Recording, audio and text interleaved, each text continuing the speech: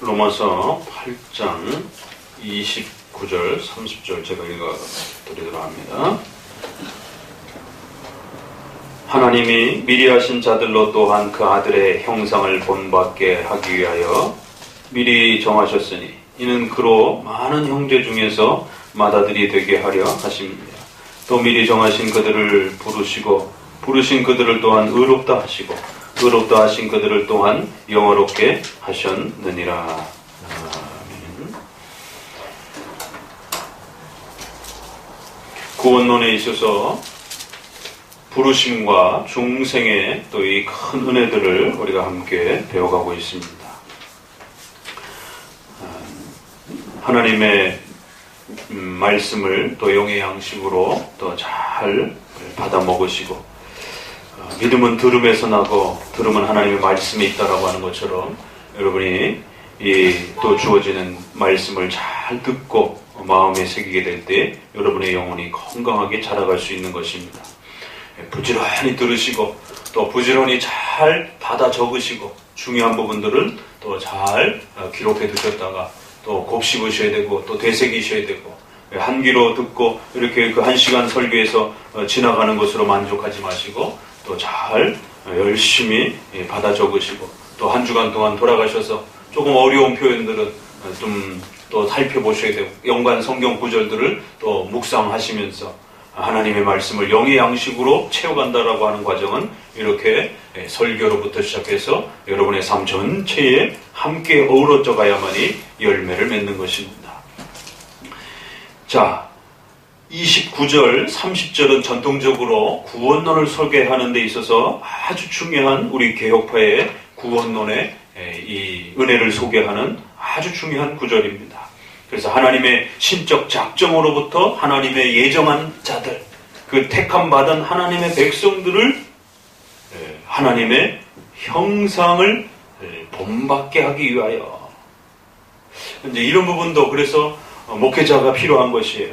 성도들이 이제 읽어갈 때는 그냥 이렇게 읽어가지만 이런 부분들이 어떤 의미인지, 또 이러한 부분에 있어서 번역이 어떤 부분에 있어서 충실하고 또 어떤 부분에 있어서 좀 모자른지, 이런 부분들을 종합적으로 이렇게 전체적으로 잘 다시 한번 정리해서 오늘 우리 시대에 또 이 말씀과 관련하여 우리 시대에 또 그것을 적용하고 이해할 수 있는 범위까지도 또 하나님의 뜻으로서 성도들에게 그것을 먹이고 또 나누어 가는 것입니다.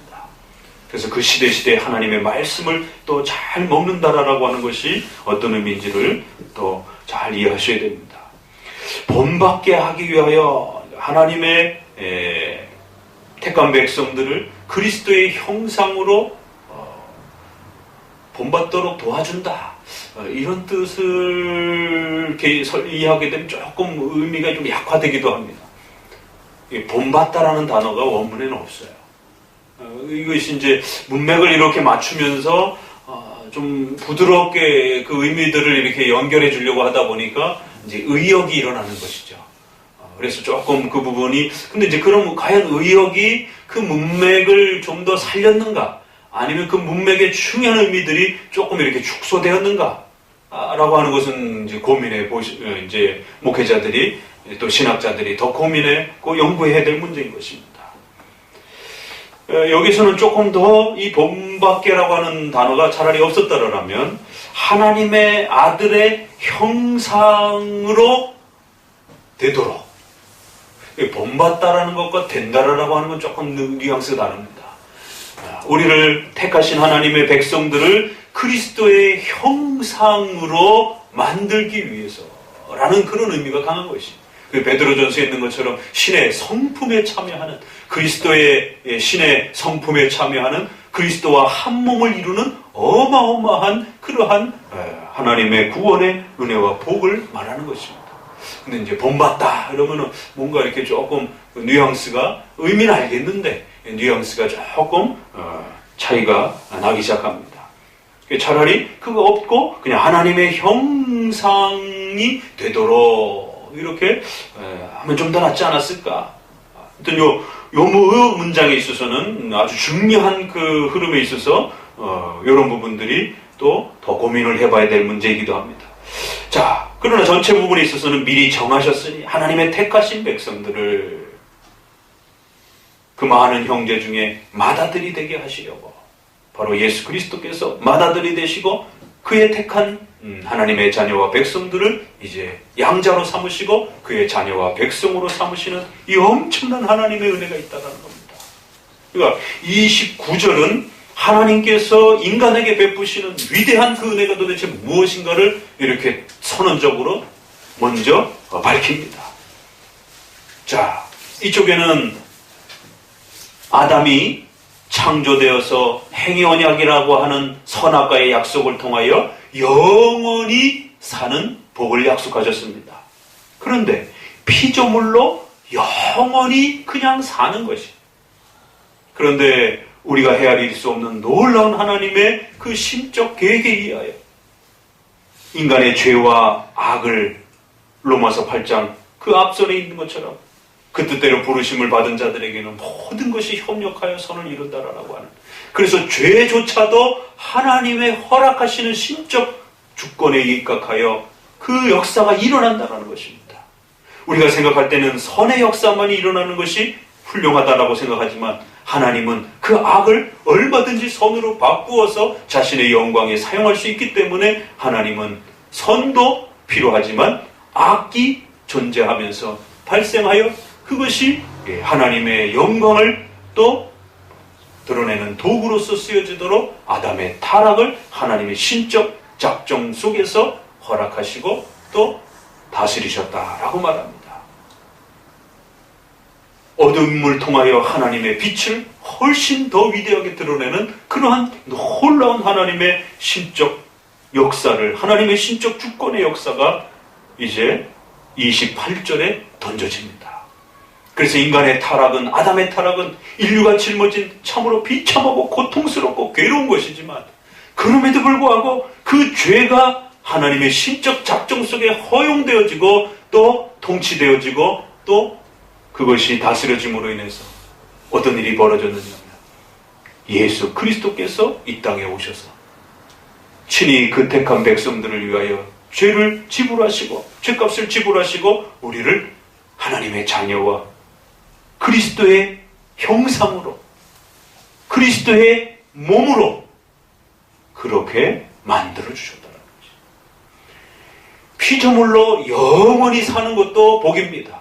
그러나 이 죄라라고 하는 아담의 죄와 타락이라고 하는 인류가 짊어진 이 슬프고 비참한 이 고통과 괴로움이 하나님의 주권과 하나님의 통치 속에서 발생이 되었습니다. 거기에 놀라운 신비로운 하나님의 은혜와 역사가 하나님의 주권적 계획과 통치가 있는 것입니다.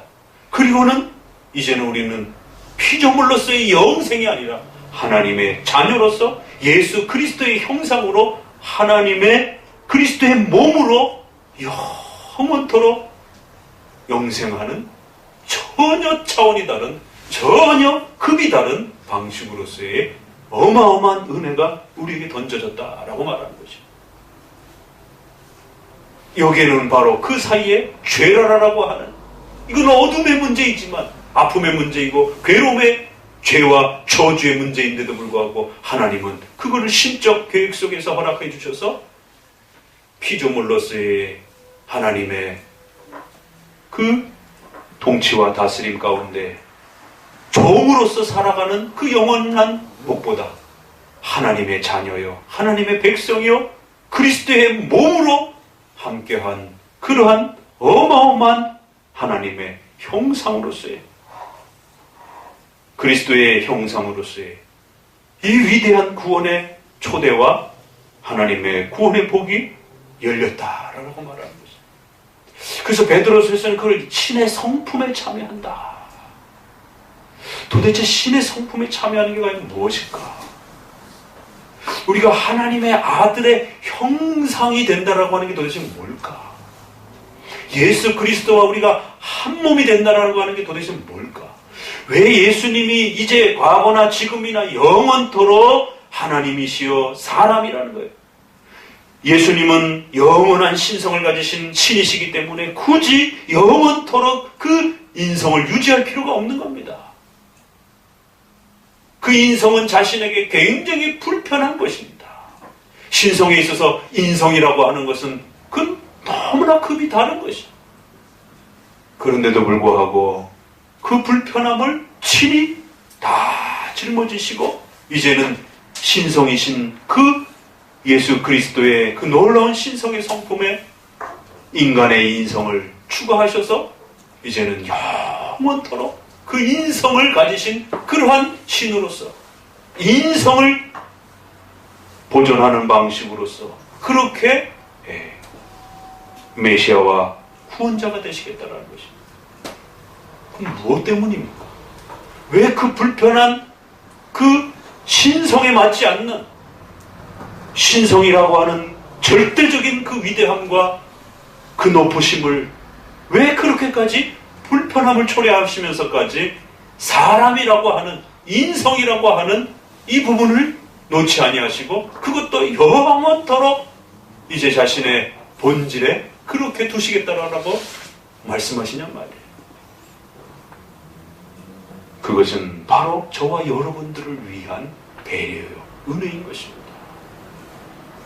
도대체 하나님이 우리 인류를 위해서 무슨 일을 하셨는가? 정신 바짝 차리고 들으셔야 됩니다. 그건 부모가 자식을 위해서 행하는 그러한 부모적 은혜와 사랑의 차원을 넘어서는 것입니다. 이 땅에서는 가히 생각할 수도 없고 찾을 수도 없는 그런 위대한 신의 사랑이라고 성경은 우리에게 그렇게 말하는 것입니다. 바로 그것이 구원론을 통해서 이제 우리에게 소개된다는 것입니다. 바로 하나님의 형상이요 신의 성품에 참여하는 이제 그 그리스도께서 영원토록 그 불편을 전부 감수하시면서 그 인성을 높여 승천과 보좌 우편에 앉으심을 통하여 그 위대한 하나님의 주권과 권능의 그 모든 것을 인성에까지 이제 성부 하나님께서 허락해 주셔서 이제 명실상부 신성과 인성 전체가 중보자로서 신의 그 영광을 그대로 누리시는 인성이 높아지신 것이죠. 그런 하나님의 어마어마한 이제 은혜가 그리스도의 승천에 있었고 그래서 그리스도께서는 이제는 그 인성을 영원토록 보존하고 지켜가는 방식으로서 자신의 신성의 본질을 그렇게 지켜가실 것이다라는 것이죠. 이건 하나의 약속이고 또 하나의 또 희망이고 하나의 위대한 위로인 것입니다. 왜? 인간의 인성을 이제 두 번 다시 멸하거나 이제 두 번 다시 노아의 그 홍수 사건처럼 절대로 그 인성을 파괴하거나 그 인성을 멸하거나 이제 내 기분 나빠서 이 사람의 창조에 대한 이 사람을 관리해가는 것에 대해서 너무 스트레스가 왔기 때문에 이제는 창조 전처럼 이제는 내가 인간을 싹 없애버리고 이제는 인간이 없지 그렇게 나 혼자 살아가셔야 되겠다라고도 하실 수 있는 것입니다. 그럼에도 불구하고 그 택한 예정된 선택된 자들을 보호하고 지키시기 위하여 그리스도 스스로 영원토록 그 사람 인성을 보존하고 지켜가시겠다라는 것입니다. 도대체 인간이 무엇인가? 이 정도 설명 나올 때 우리는 시편 8편에 있는 그 고백을 따라 사람이 무엇이간데 도대체 왜 우리가 도대체 뭐길래 이러한 신의 사랑을 받아야 되는 것인가? 온 우주 만물을 창조하시고 그 피조물들을 다스리도록 존귀와 영화로 관을 씌우시며 그 통치권을 우리에게 인간에게 허락하셨는데 그러면서 또 마무리에 가서 사람이 무엇이간데 도대체 왜 우리에게 이런 엄청난 은혜와 배려와 희생을 감수하시는 것인가?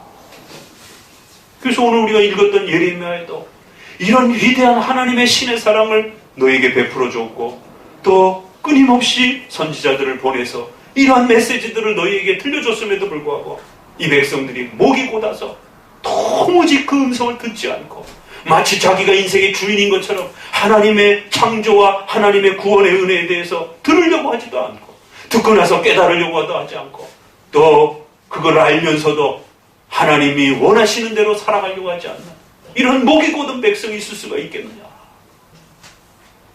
그 예레미야는 바로 그런 부분들에 대한 깊은 탄식입니다.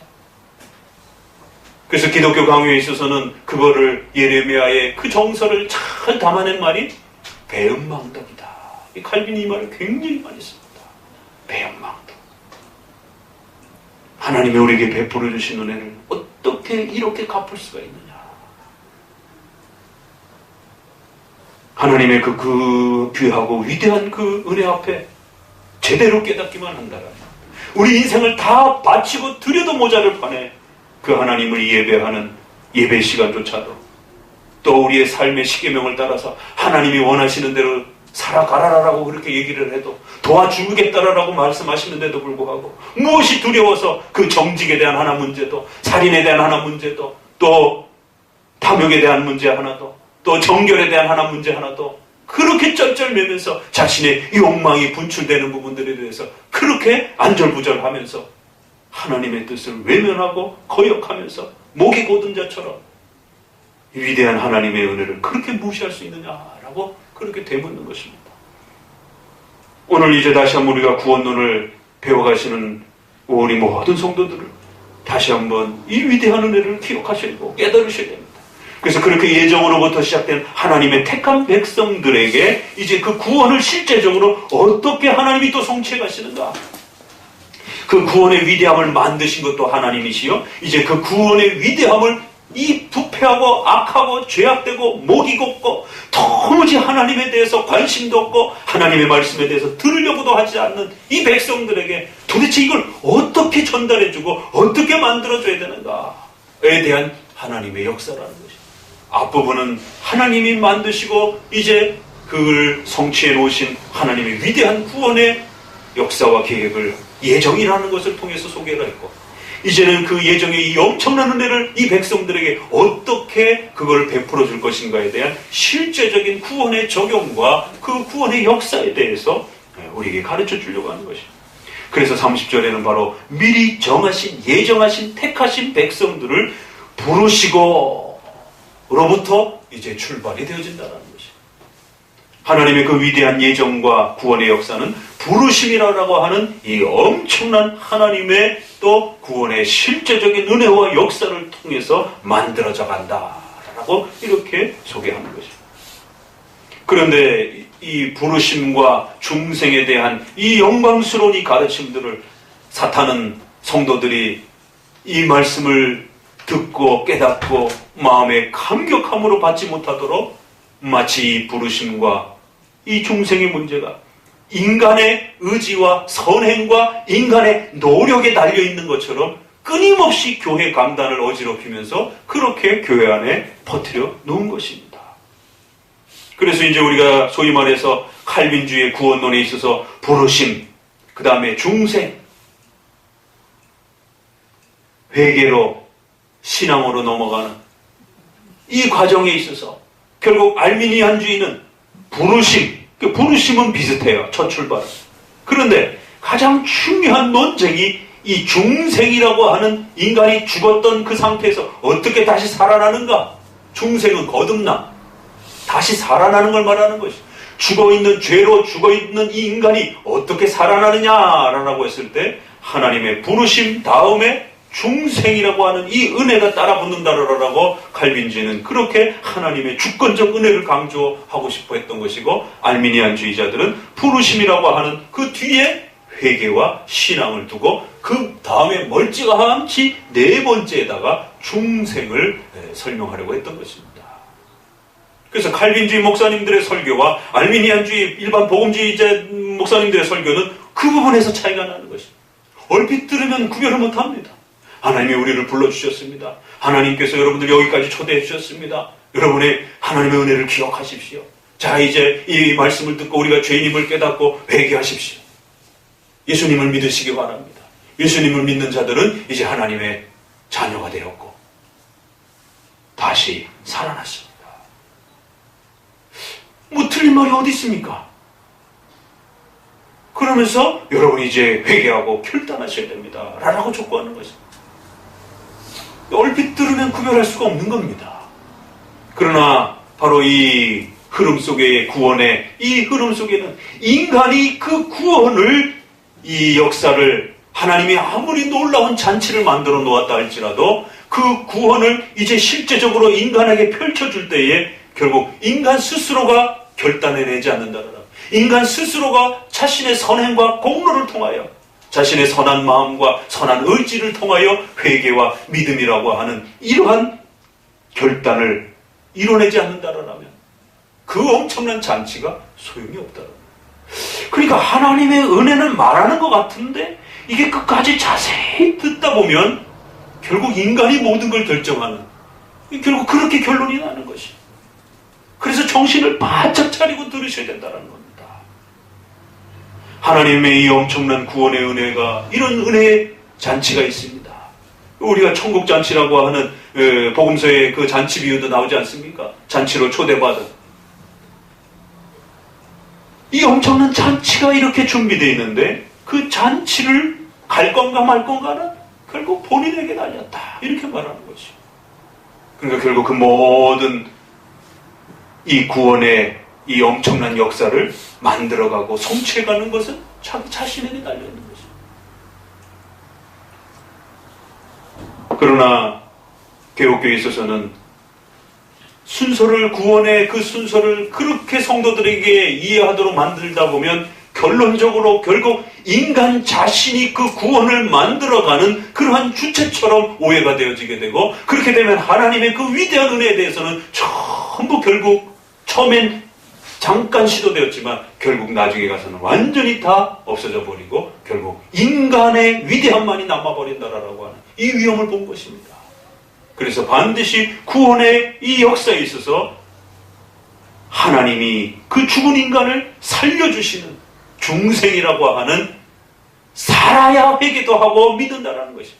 죽은 자가 어떻게 회개를 할 수 있느냐라고 하는 이 근원적인 죄의 부패에 대한 이 심각성을 강조해 주면서 하나님이 그 죄인으로서 죽은 인간을 살리시는 하나님의 위대한 역사를 강조해 주면서 결국 이 구원의 역사조차도, 구원의 이 잔치를 마련해 주시는 것도, 구원의 잔치를 실제적으로 백성들에게 먹여주고 입혀주고 누리게 해주는 것도 하나님의 위대한 구원의 은총이 아니고서는 불가능하다라고 하는 이 방향으로 설교를 잡은 것입니다. 그것이 훨씬 바른 성경적인 이해라라고 가르쳤던 것입니다. 그래서 미리 아신, 예정하신 자들을 부르시고 라고 했을 때의 이 부르심이라고 하는 이 로마서의 짧은 마디 안에는 부르심과 중생이라는 말이 함께 묶여져 있는, 중생을 따로 구분해서 나누진 않았어요. 지금처럼 9개라고 하는 이 구원의 이 은혜들을 전부 배열하진 않았습니다. 그걸 요약해서 몇 가지로 이렇게 소개를 한 겁니다. 그래서 기독교 강요에서도 부르심이 따로 중생과 구별되지 않고, 웨스트민스터 신앙고백에서도 중생이 따로 구별되지 않고, 그저 부르심 안에 다 이렇게 섞여 있습니다. 그러나 이제 후대로 오면서 이 부분을 좀 더 세분하게, 왜? 이단들이 자꾸 그거를 어지럽히기 때문에 좀 더 명확하게 구별해 줄 필요가 있겠다라고 해서 부르심과 중생을 가장 앞에 구별해서 분명하게 위치를 배치하시고, 그 다음에 회개와 신앙을 그 다음에 인간의 책임적인 또 죄에 대한 반성과 또 회개로서 그렇게 그 열매로서 따라오는 내용으로 그렇게 소개한 겁니다.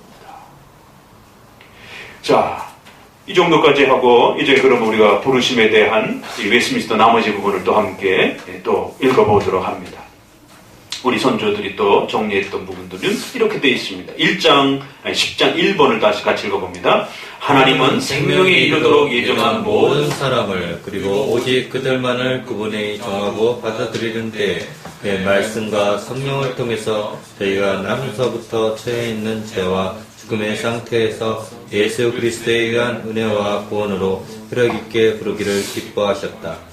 그리고 그들의 마음이 하나님의 일을 이해할 수 있도록 영적으로 또는 구원적으로 밝히시며 돌처럼 굳은 그들의 마음을 제하여 버리고 살과 같이 부드러운 마음을 주신다. 그리고 그들의 의지를 새롭게 하사 하나님의 전능하신 능력으로 그들의 선을 향하도록 정해 주시고 또 그들을 예수 그리스도에게로 효력있게 이끄신다. 그러나 그들은 그분의 은혜로 인하여 자원하여 가장 자유롭게 나온다. 구원의 이제 그 실제적인 그 출발과 그 적용이 어떻게 일어나는가?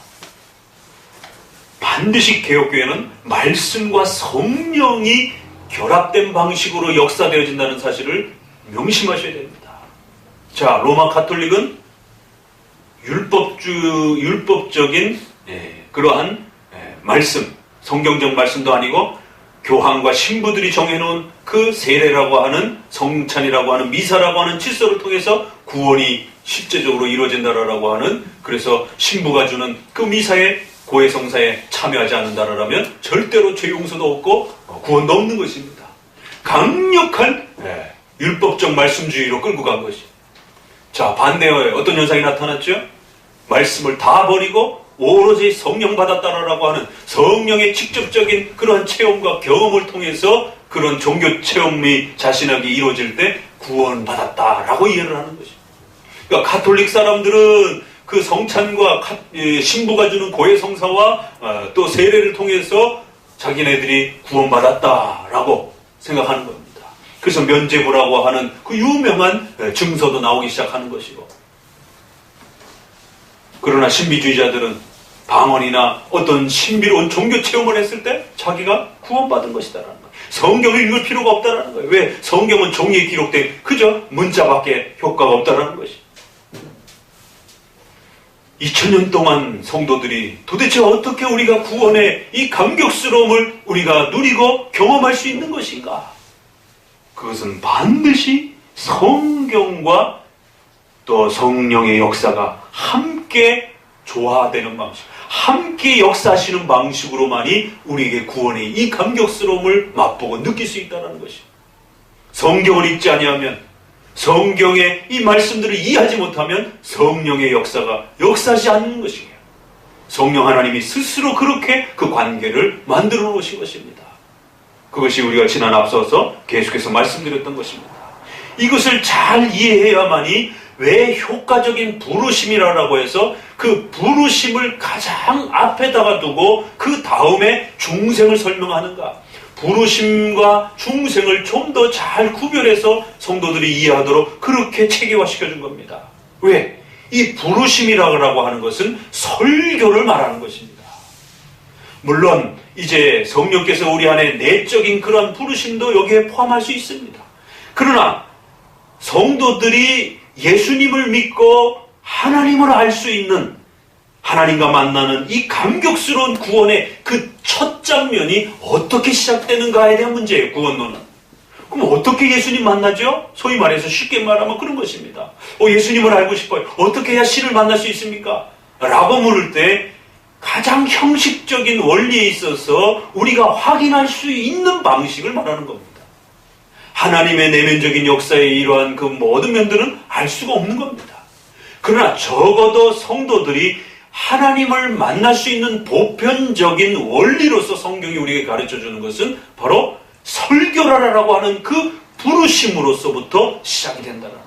그래서 이 부분에 있어서는 알미니안주의나 우리나 같은 것입니다. 그래서 부르심이라고 하는 이 과정이 제일 앞부분에 있는 것입니다. 그래서 부르심에는 이러한 설교를 통한 외적인 부르심과 성령께서 일하시는 내적인 부르심이 구별되어 있긴 하지만 가장 대표적인 이 부르심의 그 의미는 설교를 말하는 것이에요. 왜? 말씀을 통해서 하나님을 만나도록, 예수님을 만나도록 성령 하나님께서 그렇게 자신의 역사와 일하심을 그렇게 정해놓으셨다는 거예요. 그래서 이제는 이 성도들이 하나님의 말씀을 들을 수 있는 자리로 나와야 된다는 것이에요. 말씀을 들을 수 있는 자리를 제공해 줘야 된다는 것이에요. 그래서 하나님의 말씀이 그 불신자에게, 악한 자에게 예수 그리스도가 이러신 분이십니다 라고 설교를 통해서 증언가 되어지고 전해지게 될 때에 이제 그 말씀을 듣는 순간 그 불신자의 악한 마음이 갑자기 바뀌어서 성령의 중생, 살아나는 것이, 성령의 중생의 거듭남의 역사를 통해서 그 설교를 알아듣는 것이, 내가 죄인이구나, 회개해야 되겠다.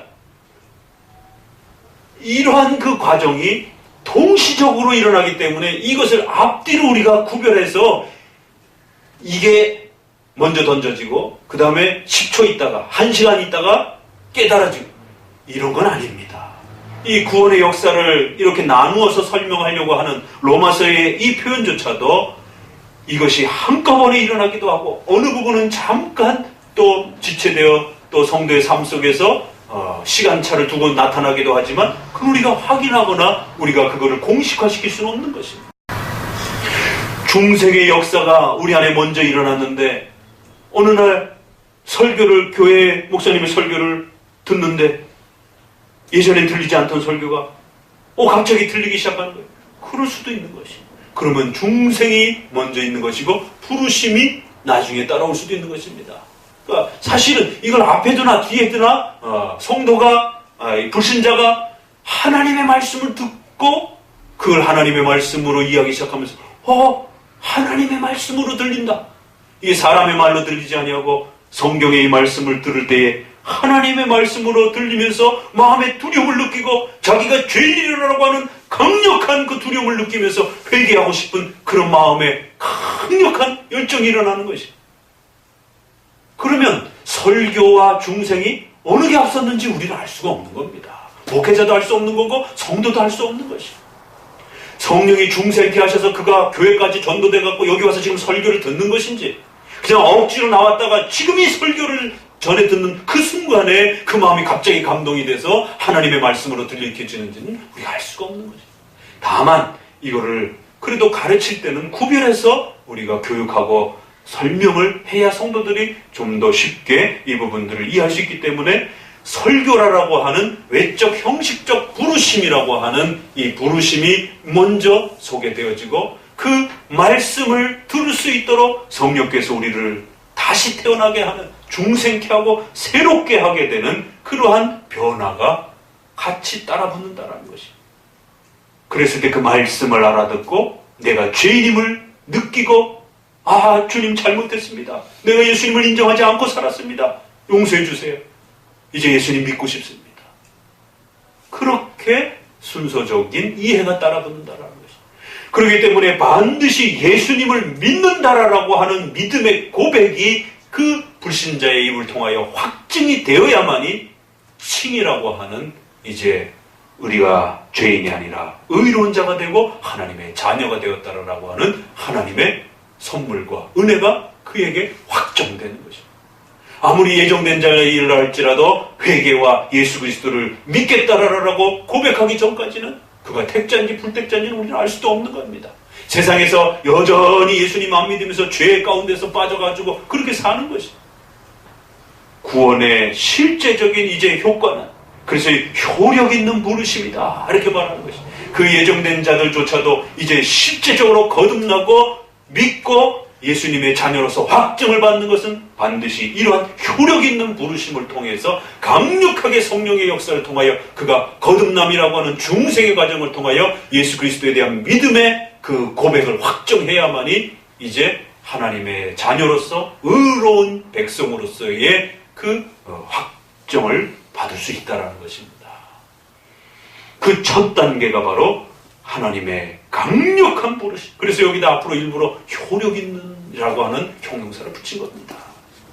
하나님의 이 부르심은, 하나님의 이 말씀은 그 부르심의 과정 속에서 그냥 흘러 지나가는 것이 아니라 택자라고 할 것 같으면 반드시 그 말씀을 알아듣고 성령께서 그 마음 안에 들어가셔서 그를 새롭게 바꾸어서 이 말씀을 알아듣고 자신이 죄인임을 두려워 떨며 회개 가운데로 나아가도록 그렇게 끌어내실 것이다. 그래서 말씀과 성령을 통해서 역사하시는데 그 첫 과정은 설교라고 하는 부르심을 통해서 말씀을 던져줘야만이 그 죄인이 하나님을 알아듣는다. 말씀을 가르쳐주지 않는 방식을 통해서는 절대 예수님을 찾지 않는다는 겁니다. 그래서 말씀을 던져줬을 때 저희가 나면서부터 처해 있는 죄와 죽음의 상태에서 예수 그리스도의 그 은혜 가운데로 그렇게 나올 수 있는 그런 역사가 일어난다는 거예요. 자, 이 일들을 이제 이루어 가시는 방식을 좀 더 구체적으로 마음이 하나님의 일을 이해하도록 영적으로 구원적으로 구원의 실제적인 그것이 이루어지도록 그렇게 마음을 밝혀주신다는 거예요. 이 중생에 대한 설명입니다. 하나님의 말씀이 이렇게 증거되어질 때 성령은 이제 우리 마음속에 들어오셔서 우리의 어둡고 죄로 죽은 그 마음을 살려서 듣게 하시고 깨닫게 하시는 돌처럼 굳은 마음이 없애주시고 살같은 부드러운 마음으로 변화시켜서 그들이 하나님의 말씀을 들을 수 있는 새로운 심령으로 바꾸신다라. 이건 전능한 하나님의 능력이 아니고는 불가능하다, 이렇게 말하는 겁니다. 그리하여 예수 그리스도의 어깨로 강력하게 효과 있게 효력 있게 이끌어내신다는 거예요. 왜 효력 있는 말이라는 말을 이렇게 강하게 썼을까요? 그건 에베소서 2장 1절에부터 나오는 말씀 때문입니다. 우리가 잘 알고 있는 그 말씀. 죄로 죽었던 우리를 살리시고 사탄의 종노릇하며 하나님과 원수가 되었던 자라는 거예요. 사탄이 가만 내버려두지 않는다라는 거예요. 사탄이 지옥에 빠져있는 자기 백성을 끄집어 가는데, 하나님이 예수님이 끄집어 가는데 결코 자기 백성을 호락호락 내놓지 않는다는 겁니다. 강력한 족쇄로 채워서 절대로 그가 예수님 믿지 못하도록, 교회 나가지 못하도록, 온갖 핑계를 대가면서 교회 나가지 못하도록, 설교를 듣지 못하도록 묶어버린다라는 것이에요.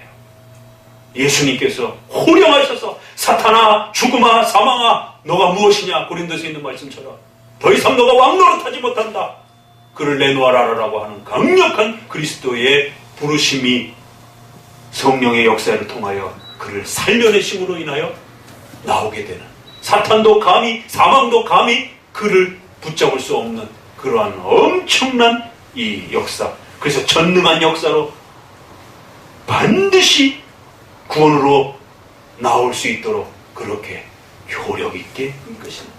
효력 있다는 말은 아무리 불러내도 그게 성취가 안 되면 의미가 없는 거예요. 그래서 효력 있는, 반드시 열매로 맺어지는 그러한 부르심이다, 이렇게 말합니다. 여기에 무슨 사람의 공로와 자기가 뭔가를 결단하고 확인할 수 있는 그런 내용이 앞서는 게 아닌 것이에요. 자, 2번 또 읽어봅니다. 이 효력 있는 부르심은 오직 하나님의 가보고 특별한 은혜에서만 나오는 것이요, 사람에서 미래에 보인 어떤 선행으로 된 것이 아니다. 사람은 성령에 의해 살아나고 새롭게 될 때까지 이 부르심에 있어서 전적으로 전적으로 수동적이다. 이런 성령의 은혜로 사람은 부르심에 응답할 수 있고, 또한 이 소명 안에서 제공되고 전달된 은혜를 받을 수 있다. 바로 지금 말씀드린 그 부분을 고려한 겁니다. 우리가 죄와 악으로 사탄에 묶여있는 그 상태를 안다라면 감히 인간의 어떤 선행과 인간의 어떤 자신의 노력으로 뭔가를 결단해서 교회 나오고 설교를 들을 수 있도록 자기 스스로를 정비한다라고, 그러한 참으로 어리석은 말을 할 수 없다라는 거예요. 사람은 성령에 의하여 살아나고 새롭게 될 때까지는 이 부르심에 반응할 수가 없다라는 거예요. 아무리 설교를 들어도 반응할 수 없다는 겁니다. 이게 칼빈주의 하나님의 은혜의 위대함이요, 또 죄의 그 비참함과 심각함이 얼마나 무서운 건가를 말해주는 것입니다. 그런 면에서 알미니안주의와 로마 카톨릭주의자들은, 신비주의자들은 죄를 만만하게 보는 겁니다. 죄를 인간이 그저 내가 이제 그만 살아야지, 죄 너 저리 가, 이제 난 너하고 친구 안 해, 그런 정도로 생각하는 것이, 자기가 언제든지 멀리하면 멀리할 수 있고 끊어내면 끊어낼 수 있는 것처럼 그렇게 아주 죄를 만만하게 생각하는 겁니다.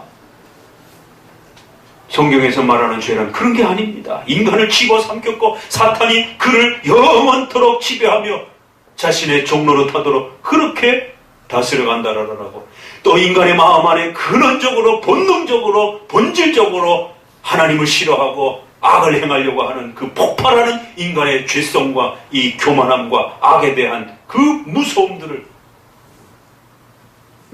성경은 설명하고 있는 것이, 끊어낼 수 없다라고.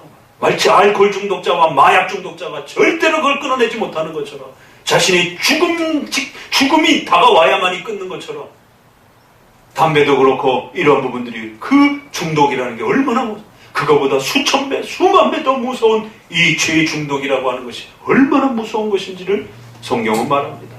그래서 전능하신 능력으로 효력 있는 그리스도의 은혜와 성령의 이런 어마어마한 은총이 아니고서는 절대 그 죄의 이 엄청난 속박을 끊어낼 수 없다라고 말합니다.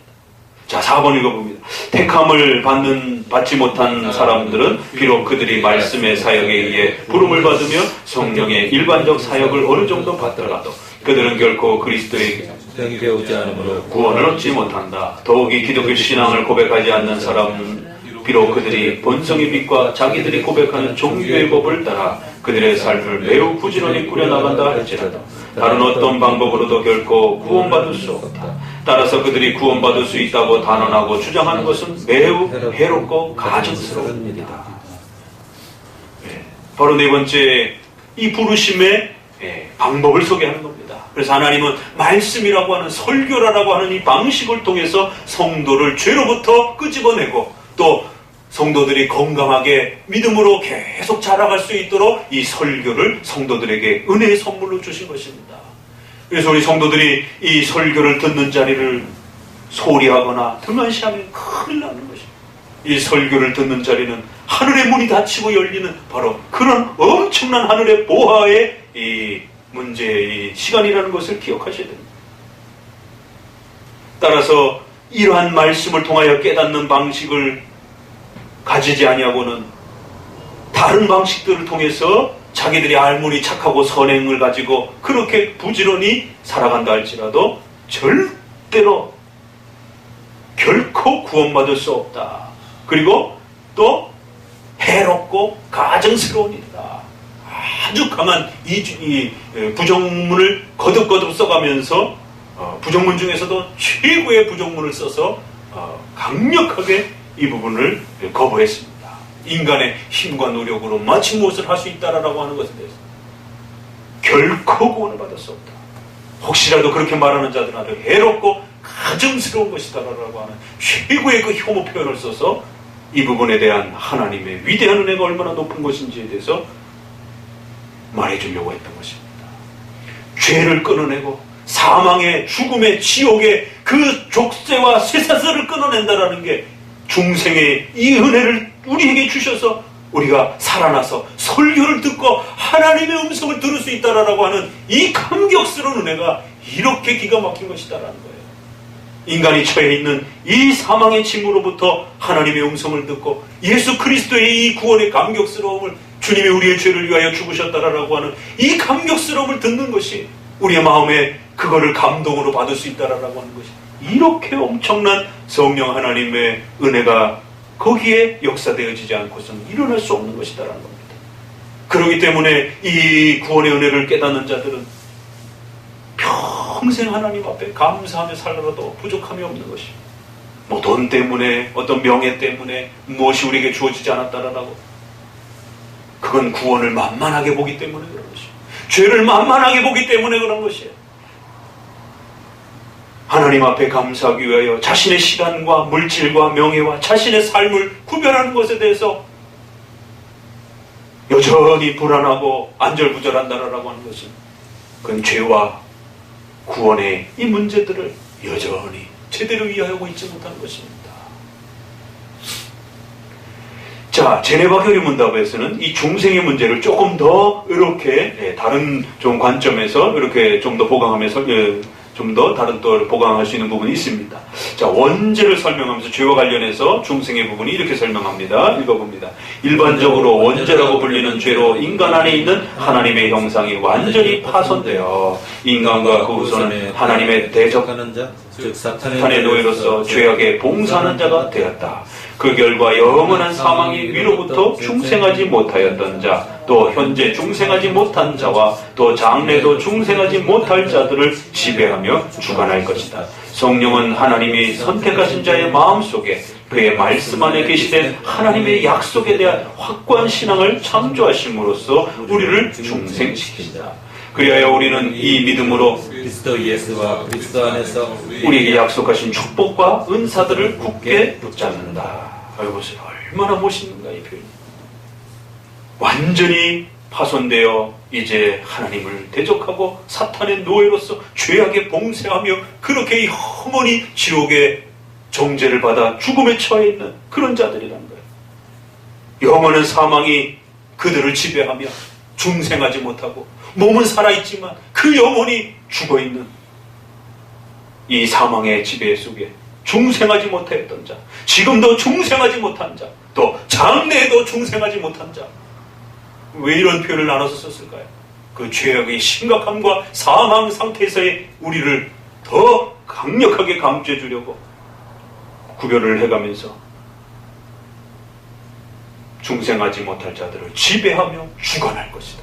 뭐가요? 사탄이, 사망이, 우리의 죄가 그렇게 중생하지 못하도록 강력하게 지배한다는 겁니다. 이 죄가 그렇게 무서운 것이다라는 거예요. 그렇기 때문에 성령 하나님은 선택하신 자들을 통하여 선택자들에게 이걸 주기 위하여 말씀 안에 계시된 그 약속을 우리 안에 주시면서 그러한 신앙을 창조하심으로 이건 새로운 창조에 버금나는 그보다 더 큰 역사라는 것입니다. 우주 만물을 창조하는 것보다 인간을 죄악에서 끄집어내갖고 새롭게 하나님으로부터 눈을 뜨게 하는 것은 더 엄청난 일이다. 창조 시에는 적이 없었으니까 어떻게 보면 좀 더 쉬운 일이죠. 그러나 인간의 죄악된 눈을 띄어서 하나님을 보게 할 수 있다라고 하는 것은 사탄이라고 하는 어마어마한 적이 있기 때문에 훨씬 더 힘든 것입니다. 그럼에도 불구하고 위대한 하나님은 그 사탄을 지배하고 통치하고 넘어서고 정복하실 수 있는 분이기 때문에 이러한 새로운 창조를 통해서 우리를 중생시키는 것입니다. 다시 살아나는 것입니다. 거듭나는 것입니다. 그래서 예수 그리스도의 이 은혜들을 받게 한다 이렇게 말합니다. 자, 하이델베르그는 좀 더 어떻게 설명하는가 봅시다.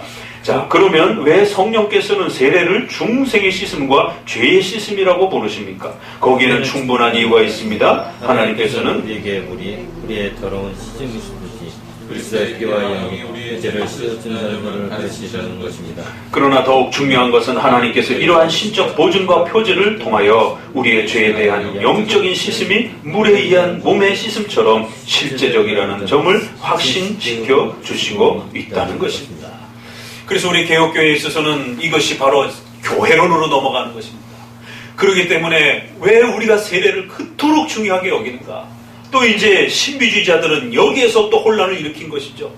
성령 세례라고 하는 제2의 그런 어떤 종교체험 세례가 또 있는 것처럼 말을 해놔가지고 로마 가톨릭에는 견진내라라고 하는 것을 칠성례 중에 또 하나 붙여놔가지고는 세례 다음에 더 고급, 더 충만하고 더 놀라운 단계가 있다라는 거예요. 그래서 세례는 별 볼 일 없는 것이죠. 그러나 개혁교회는 나머지를 다 없애버리고 오직 세례만이 이 중생의 외적 표시라는 겁니다. 그래서 여러분이 세례받았다라고 하는 그 감격스러움, 평생 우리가 프라이드를 갖고 살아가는 것입니다.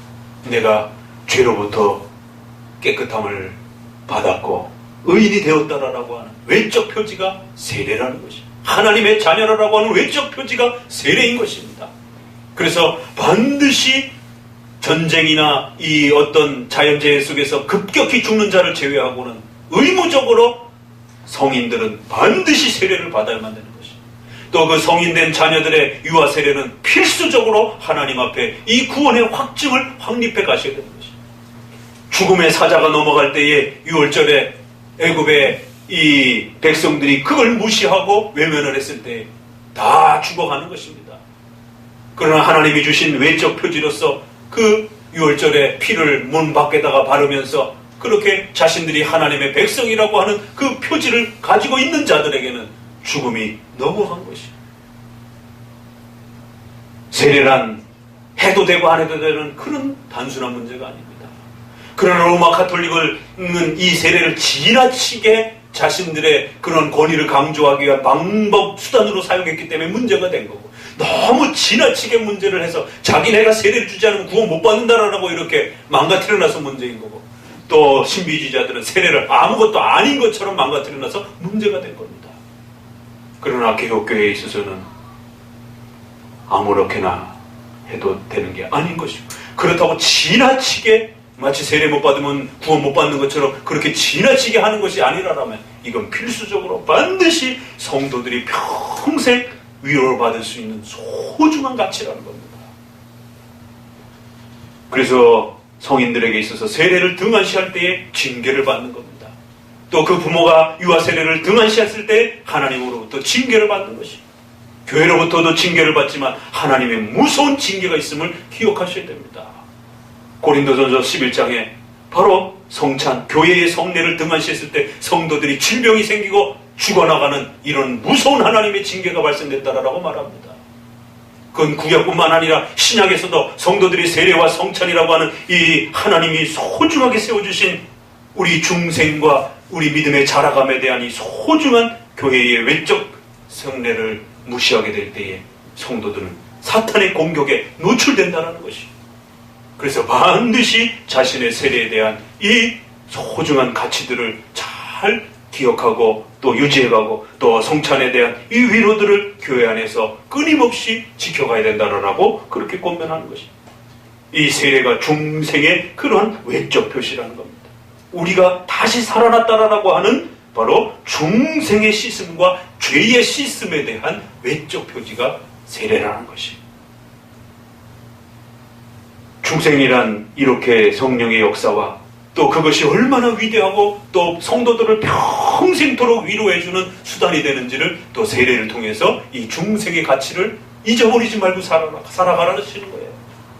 우리가 어떻게 살아났는가를, 우리가 광복절이라든가 이런 6.25 전쟁이라든가 이런 부분들을 왜 기념합니까? 과거를 잊어서는 안 된다는 것이죠. 왜 여전히 지금도 일본과 북한이라고 하는 이런 심각한 주변에 한국을 식민지로 지배했던 그런 아픈 역사들의 그 국가들이 여전히 지금도 그러한 목적들을 놓지 않고 있기 때문에 성경에서도 세례를 왜 이렇게 외적 표지로서 우리에게 확증까지 시켜주느냐면 너희가 어떻게 살아났는가를 기억하라는 거예요. 사망과 죽음에서 성령께서 너희를 그 죽음으로부터 살려내신 게 결코 가벼운 일이 아니다라는 걸 평생 잊지 말고 살으라는 겁니다. 그렇지 않다라면 또다시 우리 목이 곧아져서 마치 자신의 힘으로 마치 자기가 잘나서 어린아이들이 어린 시절 기억 못하고 커가지고 마치 자기 힘으로 다 큰 것처럼 그렇게 착각하는 것처럼 부모가 어려서 그 핏덩이를 똥기저귀를 길러 걸어가면서 씻기면서 양식을 먹이기 위해서 10여 년 이상 끊임없이 부모가 희생하면서 온갖 삶을 희생해가면서 그 자녀들을 양육하기 위하여 생존의 문제를 해결하기 위해서 부모의 자신의 모든 자유와 희생을 포기해가면서 하물며 부모가 자식을 기를 때도 그 어린 시절에 그러한 희생이 뒷받침이 되는데 적어도 성도들이 중생이라고 하는 이 엄청난 일이 어떻게 벌어진 것인지에 대해서 잊어서는 안 된다는 겁니다. 그래서 세례라고 하는 중생의 가장 중요한 이 트레이드마크가 되는 이 표시를 외적 성례로서 고유한 그 독보적인 표시로서 유일하게 만들어 주신 것입니다. 자, 마지막으로 우리 앞부분을 읽어봅니다. 연결해서 제네바 교리 문답에서도 역시 세례와 관련하여 중생된 의미를 이렇게 설명합니다. 세례의 또 다른 의미에 대해서 말해보십시오. 중생의 시작은 인간의 본성인 죽음을 당하는 것이며 중생의 결과는 하나님의 영을 통해 새로운 피조물이 되는 것이므로 우리 머리 위에 뿌려지는 것은 죽음을 상징하는 표시로서 우리 머리 위에 부어지는 것입니다. 그러나 그것은 또한 우리의 부활에 상징적으로 제시되어 나타나기도 합니다. 즉 이것은 물뿌림에 우리가 물속에 빠져 익사할 정도로 오래 계속되지 않고 순간적으로 행해진다는 것을 통해서 나타내줍니다. 중생은 어디서 그 능력을 얻는 것입니까? 예수 그리스도의 죽음과 부활로부터입니다. 왜냐하면 그리스도의 죽음은 다음과 같은 능력을 소유하고 있기 때문입니다. 즉 이를 통해서 우리의 옛사람의 본성은 십자가에 못 박힘을 당하며 우리의 죄된 본성은 장사되어 더 이상 우리를 다스릴 지배력을 갖지 못하게 되는 것입니다. 그리고 하나님의 의를 따라가는 새로운 삶은 그리스도의 부활로부터 나오는 것입니다. 중생의 시작은 인간의 본성이 죽임을 당하는 것입니다. 우리의 악과 죄악과 우리의 모든 그 악에 대한 그것을 절단시켜버리는 거라는 거예요. 그래서 새로운 피조물로서 그렇게 살리는 그런 표시라는 것입니다. 이 중생의 능력은 어디서부터 온다고요? 바로 예수 그리스도께서 십자가에 죽으신, 피 흘려주신 이 엄청난 대가와 성령 하나님께서 그걸 우리에게 새롭게 적용시켜 주시기 위해서 우리를 살려내시는 바로 이런 하나님의 위대한 은혜가 있지 않고서는 불가능한 일이었다라는 사실을 세례를 통해서 항상 기억하며 살으라는 것입니다. 구원론 시작하면서 말씀드렸던 것처럼 에스겔서의 그 뼈들을 향하여, 무덤에 있는 뼈들을 향하여 선지자를 데리고 가서 이 뼈들이 살겠느냐? 그거 어떻게 삽니까? 당연히 죽은 것인데.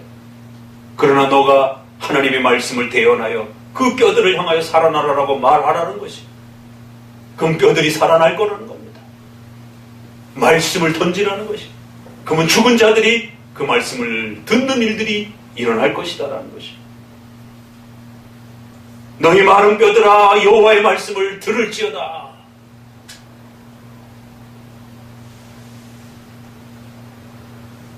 그리고는 그 뼈들이 붙고 살이 붙어서 몸이 되었는데 영혼이 없는 것이. 그래야 두 번째는 여호와의 말씀에 생기야 사방에서부터 와서 이 사망을 당한 자들에게 붙어서 살게하라 이렇게 말씀되어 있습니다. 하나님께서 그 영혼을 불러다가 이 사망을 당한 자들, 죽어있는 자들 가운데 다시 창조되어라 라고 말씀하시는 거죠. 붙어라 라고 이렇게 말씀하고 있어요. 성경적 표현에 있어서. 그러자 생기가 들어가매 그들이 살아서 일어나서 섰는데 큰 군대와 같더라. 근데 그 다음 구절이 중요합니다. 인자야 이 뼈들은 이스라엘 온 족속이다. 이게 도대체 무슨 비유냐라는 거예요. 이런 뼈들에 대해서 왜 말씀하시냐. 이게 바로 이스라엘 백성들이다. 그들이 이르기를 우리의 뼈들이 말랐고 우리의 소망이 없어졌습니다. 우리는 다 멸절되었다. 불평불만하는 것이죠. 하나님 살아계셨다라면 우리가 이 모양 이 꼴이 되었겠습니까? 라고 하면서 주 여호와의 말씀이 내 백성들아 내가 너희 무덤을 열고 너희로 거기서 나오게 하고 이스라엘 땅으로 들어가게 할 것이다. 이건 바벨론 포로에 대한 이야기이기도 하지만 더 궁극적으로 인간이 가지고 있는 그 본성적인 죽음에 대한 그 무서운 상태를 또 연결해서 말해주기도 하는 것입니다. 그래서 우리 개혁교회 구원론을 설명할 때 아주 중요한 기초 말씀으로 끊임없이 또 인용되어 왔던 말씀입니다. 너희 무덤을 열고 내가 너희 무덤을 열고 너희가 거기로부터 나오게 할 것이다 라는 거예요. 또 말씀하시기 내 백성들아 내가 너희 무덤을 열고 너희로 거기서 나오게 한즉 너희가 나를 여호와인 줄 알리라. 두 번 얘기하셨어요. 또 그 다음 절에 또 내가 또 내 신을 너희 속에 두어 너희를 살게 하고 내가 또 너희를 너희 고토의 고향에 거하도록 할 것이다. 무덤을 파하고 너희를 끄집어낼 거라는 거예요. 그럼 너희가 무덤에서 어떻게 나올 수 있느냐? 내 신이 그 무덤 속에 죽어있는 너희들을 살려내서 또 그렇게 나오게 할 것이다. 하나님이 부르시고 성령 하나님이 그들을 살려내는 이러한 과정들을 통해서 너희가 나오게 될 것이다. 요한복음 3장 3절에는 그 유명한 니고데모의 대화에서 사람이 거듭나지 아니하면 하나님의 나라를 볼 수 없다. 도대체 거듭난다는 게 뭡니까? 중생이 뭡니까?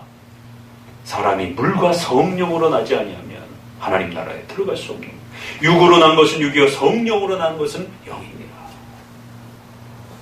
바람이 임의로 부르는데 너희가 그 바람을 볼 수 없는 것처럼 성령께서 그렇게 우리 안에 보이지 않는 방식으로 역사하셔서 너희를 살려낼 것이다. 요한복음의 이 부분과 관련해서 이렇게 말합니다. 영접하는 자, 그 이름을 믿는 자들에게는 하나님의 자녀가 되는 권세를 주셨으니. 영접하는 자, 너희가 영접하라는 것이에요. 예수님을 영접하고 받아들이라는 것입니다. 마치 인간의 어떤 그 의지와 노력에 강력하게 책임을 촉구합니다. 왜? 죄인된 인간이 믿어야 되는 것이니까. 그럼에도 불구하고 그 다음 구절에 이렇게 소개합니다. 이는 혈통으로나 육정으로나 사람의 뜻으로 나지 아니하고 오직 하나님께로서 난 자들입니다. 그래서 성경은 이처럼 인간의 죄에 대한 책임을 강력하게 촉구합니다. 너희가 회개하고 믿어야 된다는 거예요. 너희가 죄인이니까. 그러나 그 죄인들을 살게 하시는 것은 사람의 힘으로나 육체로 일어나는 게 아니라 바로 성령의 역사, 하나님의께로서 난 자들만이 영접할 수 있다라고 하는 그러한 메시지를 같이 겹쳐놓는 겁니다. 알미니안주의자들은, 인본주의자들은 요한계시록 3장 20절의 이 구절을 가장 대표적으로 핑계거리로 삼습니다. 볼지어다 내가 문 밖에 서서 두드리노니 누구든지 내 음성을 듣고 문을 열면 내가 그에게로 들어갈 것이다. 맨날 예수님은 문 밖에서 야, 문 좀 열어, 네 마음의 문 좀 열어, 예수님이 뚫고 들어가지 못하는 것처럼 이렇게 마치 우리가 마음의 문을 열어줘야 예수님이 들어오는 것처럼 항상 이 구절을 가지고 인간이 결단해야 되는 것이다. 하나님이 이러한 능력으로 파고들어오는 게 아니다. 인간이 마음의 문을 열어야 되는 것이다. 그러나 이것은 문맥의 흐름이 있는 것입니다. 인간의 그 죄에 대한 책임성을 강조하기 위해서 예수님이 계시록에 이 말씀을 던지는 것입니다. 우리가 회개해야 될 책임이 우리에게 있는 것이지 하나님에게 있는 건 아닙니다. 그 회개와 관련해서는. 그래서 반드시 회개의 책임을 물을 때는 우리 자신에게 묻는 거예요. 내가 문 밖에 서서 두드리노니. 근데 여기에 재밌는 표현이 누구든지 내 음성을 듣고 이렇게 돼 있어요. 마음의 문을 열어야 되는데 근데 그 열 수 있는 건 누가 연다고요? 내 음성을 듣는 자가 연다는. 그럼 이 하나님의 음성을 들을 수 있는 게 누가 듣는가에 대한 문제 해석이 나오는 겁니다. 그래서 이 구절은 단지 인간이 자기 의지로 마음의 문을 열 수 있다라는 그러한 그 책임만 강조한 게 아니라 뒷구절에 그러나 그 문을 열 수 있는 것은 누구든지 내 음성을 듣고 문을 열면 이렇게 돼 있어요. 문을 열 수 있는 것은 반드시 하나님의 음성을 들을 수 있어야 된다는 거예요. 그런데 그 음성을 들을 수 있는 것은 같은 저자인 요한복음에서 내 양은 내 음성을 듣고 그 하나님께서 불러주신 자들만이 하나님의 음성을 듣는다라고 하는 또 이 명확한 구절이 따라붙고 더 나아가서는 거기까지 갈 필요도 없이 이 흐름의 마지막 구절에 귀 있는 자는 성령이 교회들에게 하시는 말씀을 들을지어다. 이게 뭔 말일까요? 이거 많이 읽으셨는데 7교회마다 다 반복이 됩니다. 귀 있는 자는 성령이 교회들에게 하시는 말씀을 들을지어다. 아니 멀쩡히 귀가 있는데 귀가 없는 것처럼 얘기를 해요. 성령께서 말씀을 하시는데 귀가 있는 자만 듣는다라는 거예요. 이건 아주 역설적이고 아주 상징적인 그러한 표현으로 강력하게 책망하는 그런 말씀입니다. 그 얘기는 뭐예요? 너희들은 귀머거리라는 거예요. 결국 귀가 있는 자들은 이건 이 귀를 말하는 게 아닙니다. 우리의 심령의 귀를 말하는 거예요. 우리의 중생을 통하여 마음이 새롭게 되어 새로운 영적 귀가 열린 자들만이 바로 이 주님의 음성을 들을 수 있다는 거예요. 두들기는 분도 하나님이요. 그 마음 안에서 들을 수 있도록 역사하셔서 그 문을 열게 하시는 분도 성령 하나님이시라는 거예요. 이건 제 설명이 아니라 어거스틴의 설명이요. 칼빈의 설명입니다. 알미니안 주지자들은 두드리는 것만 설명한다라는 거예요. 죄의 책임이 있으니까 두드리는 부분에 대해서 회개에 대한 책임을 말해줘야 되죠. 그러나 그걸 듣고 문을 열 수 있도록 인간의 마음속에 들어가서 그들을 중생시키고 살리시는 것도 하나님의 역사가 아니고는 불가능하다. 그게 이 구절에 나타난다 라고 이렇게 설명합니다. 벌써 초기부터 이 구절을 그렇게 해석해왔습니다. 우리 선조들. 예수님의 그 유명한 말, 우리가 소경입니까? 소경이라고 그러죠. 영적 소경입니다. 우리가 멀쩡히 살아있는데 죽었습니까? 여기가 죽은 자라라고 말을 하죠. 여기 귀 있는 자는 들을지어다. 못 듣고 있다라는 거예요. 귀가 없는 자들은 못 듣는다라는 겁니다. 듣고 열면 된다 하고 하는데 너희들은 못 듣는다 이렇게 말하는 거예요. 결론은 누가 듣느냐? 성령께서 그 귀를 만들어주시는 자들만이 들을 수 있다. 그러면서도 그 듣지 않는 인간에 대한 죄에 대한 강력한 책망을 또 덧붙여 같이 하는 것입니다. 하나님의 주권적 은혜와 인간의 죄에 대한 책임을 같이 이렇게 한 본문 안에 쏟아놓는 것입니다. 말씀을 맺습니다. 오늘 우리가 중생의 이 위대한 은혜를 통해서 하나님의 말씀을 우리에게 이렇게 던져주시고 그 말씀을 듣고 그 말씀에서 가르쳐주시는 예수 그리스도께서 우리의 구원자라는 사실을 성령 하나님이 죽은 우리의 이 마음을 다시 살려내셔서 이 중생케 하시는 이 위대한 은혜로 우리가 구원을 이제 얻게 된다는 거예요. 이 중생의 은혜가 결코 가벼운 은혜가 아니고 죽음과 사망의 이 상태를 바꾸는 문제고 또 사탄과 또 악의 권세자들과 그들을 정복하고 깨뜨리고 해결해야 될 문제인 것이고 또 더 나아가서는 하나님의 무서운 공의, 하나님의 말씀을 어긴 자들은 영원히 죽으라라고 하는 그 하나님의 공의의 그 벌에 대해서도 또 만족을 시키는 그리스도의 보혈의 피로 그것을 또 충분히 성취해야 하는 이런 엄청난 대가와 희생이 지불되어지고 또 성령의 전능한 능력으로 사망과 사탄을 파괴하고 우리를 끄집어 살려내시는 이러한 하나님의 은혜로부터 출발되어지는 것입니다. 저와 여러분이 소시적에 어떤 자였는지 올챙이적에 어떤 자였는지 절대 잊어서는 안 됩니다. 신앙생활 몇 년 좀 했다고 해서 개혁신앙 이제 몇 년 좀 했다고 해가지고는 벌써부터 나태해지고 게을러지고 매너리즘에 빠져가지고 주일 지키는 것도 주일 성수하는 것도 또 우리의 개혁교회 예배적 규범들을 개혁하고 지켜가는 것에 대해서도 벌써 나른해져가지고 큰일 나는 것입니다. 종교개혁이 1517년에 일어나고 웨스트민스터 만들어진 이후 1700년부터 독일, 영국, 미국에서 신비주의 부운동을 통해 종교개혁의 역사를 확 뒤엎었다라는 사실을 잊어서는 안 되는 것이에요. 200년도 유지를 못했던 것입니다. 정신 바짝 차리지 아니하면 사탄이 자신들의 백성을 빼앗긴 것에 대해서 울분을 토하면서 이것들 내가 가만히 두나 보자라고 조금만 틈만 생기게 되면은 공격하는 것입니다. 중생의 은혜를 통하여 세례까지 이어지는 이 위대한 하나님의 은혜 앞에 다시 한번 우리의 구원의 그 크신 은혜 앞에 감격해 하시면서 우리의 시간과 삶과 모든 것이 이제는 예수 그리스도의 것이며 하나님의 것임을 알고 그분의 뜻을 따라 이제 새로운 삶으로서 새롭게 산 자로서 이제는 죄인된 삶이 아니라 새롭게 산 자로서의 하나님의 형상, 하나님의 그리스도의 몸에 접붙여진 자로서 그렇게 살아가시기를 주의 말씀으로 권면을 드립니다. 기도합니다. 하나님 감사를 드립니다.